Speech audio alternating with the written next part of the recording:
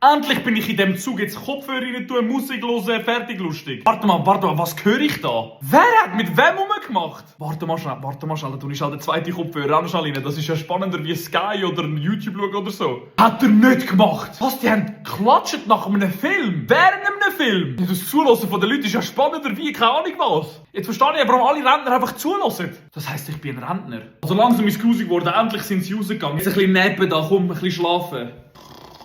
Oh, bonjour, monsieur. Contrôlez de billets, s'il vous plaît. Ja, nein, du, also jetzt weiss ich nicht, was mich verschrocken hat. Dein Französisch oder dass du mich geweckt hast? Du, was für Französisch? Ich kann übrigens auch Schweizerdeutsch. Oh, non, Französisch, Ticket.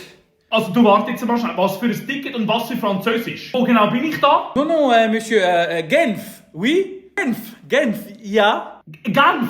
Geneva? Ja, nein, ich bin zu Genf. Das ist mir eigentlich selber ins Hirn geschissen.